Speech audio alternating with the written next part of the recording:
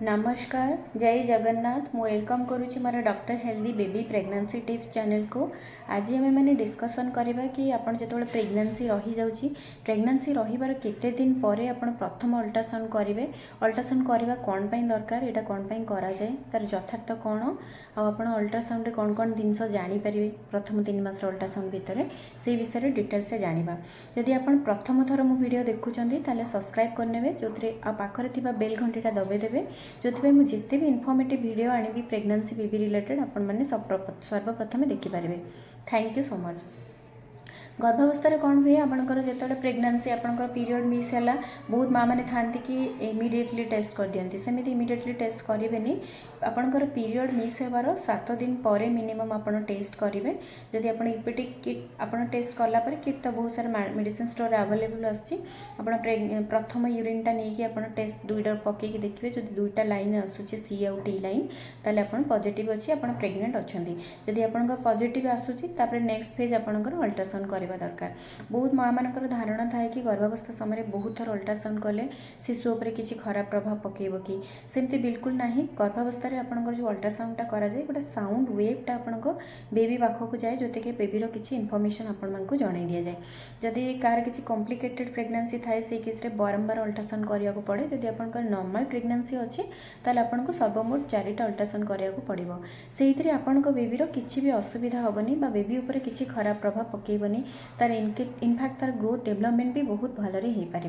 गर्भावस्था प्रथम अल्ट्रासाउंड कौन पाई इंपोर्टेंट जेहेतु आपणकर यूपीटी पॉजिटिव आसीगला गर्भावस्था आपणकर से प्रेग्नेंसीटा गर्भाशय भितर रही कि ओकेजनाली बेले बेले एक्टोपिक प्रेग्नेंसी हुए जोटा कि आपणकर गर्भाशय भितर न रही ट्यूब भितर रही जाए सेटा कन्फर्म जानापी आपणकर निश्चिंत भाव में प्रथम अल्ट्रासाउंडटा गर्भावस्था प्रथम 3 मास भितर करवा दरकार जोटा कि आपणकर गेसेशनल एज भी कैलकुलेट करेंगे आपणकर केते मास होईची छुआर हार्टबीट भी आसी जाए हार्टबीट आसी आपंकर ट्विन्स प्रेग्नेंसी अच्छी ना गोटे ही प्रेग्नेंसी अच्छी भी आप गर्भाशय किसी एबनॉर्मल प्रॉब्लम अच्छी ये फाइब्रॉइड वगैरह किसी ट्यूमर वगैरह अच्छी से गर्भावस्था प्रथम 3 मास ही जना पड़ो।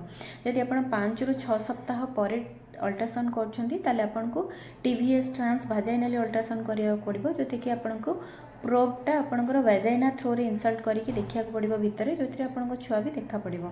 7 to 8 एक्स जदि करूँ आपको ट्रांस एब्डोमिनल करने पड़ो से कि आपंकर ब्लाडरटा फुल हवा दरकार। ये प्रोबटा आपंकर एब्डोमिन ऊपर ही देखा जाए। आपंकर जोटा ईडीडीटा जोटा एक्सपेक्टेड डेट ऑफ डिलीवरीटा जोटा कैलकुलेशन करा जाए सेटा प्रथम अल्ट्रासाउंड रे ही मोस्ट रिलेवेंट जना पड़े।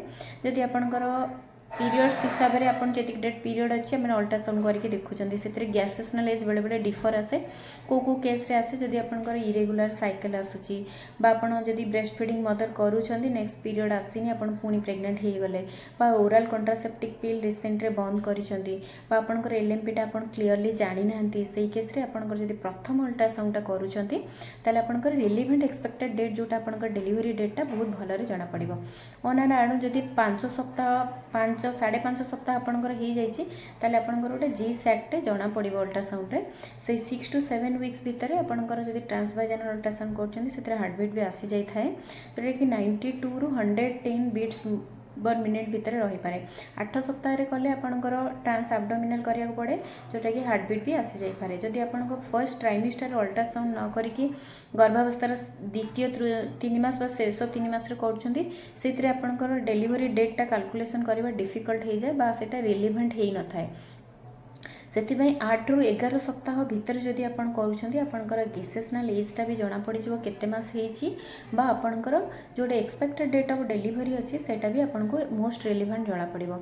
आ गोटे जिनस बहुत माँ मानकर कन्फ्यूजन थाए कि आपन जिते थर भी अल्ट्रासाउंड करने पे जाउछंती आपनकर डिलीवरी डेट बहुत अलग अलग प्रकार आसुची से डरबार किसी ना। आपनकर प्रथम अल्ट्रासाउंड जो अल्ट्रासाउंड डिलीवरी डेट आसीची सेटा ही आपनकर कंसीडर करा जाए। नेक्स्ट आपन जिते थर भी अल्ट्रासाउंड करू सेटा बेबीर ग्रोथ हिसाब से आसे सेटा को किसी कंसीडर करा जाए सेटा को अपन ध्यान देबेनी। Thank you so much. जदि मो वीडियो इनफॉर्मेटिव अच्छे ताले लाइक शेयर सब्सक्राइब कमेंट करेंगे और पाखरे थिबा बेल घंटी के दबाई देवे जो सर्वप्रथम आपण मैंने जानीपारे और जेते जन नीडी अच्छा से शेयर करेंगे। Thank you.